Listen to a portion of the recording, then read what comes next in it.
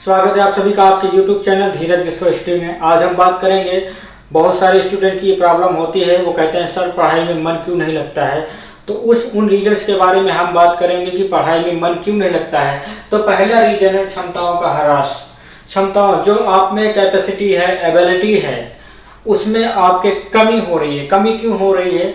जैसे यदि आप कुछ समय तक इधर उधर के व्यर्थ कामों में अपना समय गंवा रहे होते हैं और उसके बाद अचानक आप सोचते हैं कि हमारा मन पढ़ाई में लग जाए या हम पढ़ाई करें, तो उस स्थिति में चूंकि आपने अपना समय, काफ़ी सारा समय तो इधर उधर व्यर्थ कार्यों में गंवाया, तो आपका मन वहीं लगा होता है। आपका अचानक पढ़ाई में मन नहीं लगेगा। तो पहला रीजन ये होता है कि क्षमताओं का ह्रास हो जाता है, क्योंकि आपने अपनी जो क्षमता थी उसको व्यर्थ कामों में लगाई। तो अचानक से आप चाहें कि आप पढ़ाई में मन लगा लें तो ऐसा नहीं होगा। तो पहला रीजन ये है कि आपकी कैपेसिटी में कमी आई है। दूसरा होता है दोस्ती में दरार। दोस्ती में दरार का मतलब, जैसे कभी हम किसी टूर पे गए, कहीं पे घूमने के लिए गए और कई 1 हफ्ते 15 दिन तक घूमे हम, या कहीं भी नाना के यहाँ चले जाते हैं, कहीं भी रिश्तेदारी में चले जाते हैं छुट्टियों में। फिर उसके बाद जब हम आते हैं, स्कूल हमारा ओपन होता है, तो उस समय हम देखते हैं कि हमारा 1 महीने 15 दिन तक तो पढ़ाई में मन ही नहीं लगता।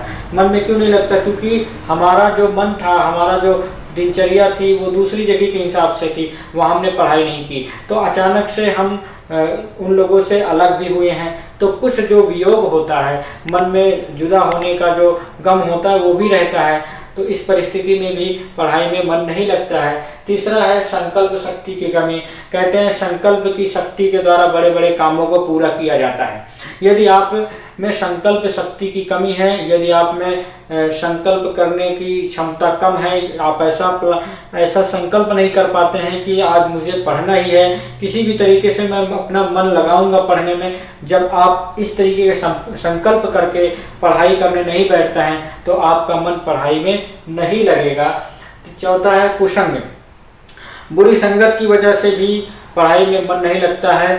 बुरी संगत क्या होती है? जैसे आजकल फोन का ज़माना है, टीवी का ज़माना है, और भी बहुत सारे कामों में लोग लग जाते हैं। बुरी संगत में, गलत दोस्तों के संगत में पड़ जाते हैं। मोबाइल चलाने की अगर आदत पड़ गई तो 2-2 4-4 घंटे लोग सारा दिन फेसबुक, इंस्टाग्राम यही चलाते रहते हैं, जिसकी वजह से उनका ज़्यादातर समय ऐसी जगह पर जाता है जो उनके योग्य नहीं होता है। तो मन तो उधर लगा है, तो आप ऐसी स्थिति में 8 घंटे 6 घंटे मोबाइल में लगा रहे हैं, तो आप सोचें कि हम पढ़ाई में मन लगा लें, तो आपका मन नहीं लगेगा। इसलिए हमें कुसंग से दूर रहेंगे, तभी हम अपना मन पढ़ाई में लगा पाएंगे। शारीरिक कमजोरी, जब कभी कोई ऐसी कंडीशन आ जाती है कि शरीर कमजोर होता है, कहते हैं एक स्वस्थ शरीर में ही स्वस्थ मन का निवास होता है।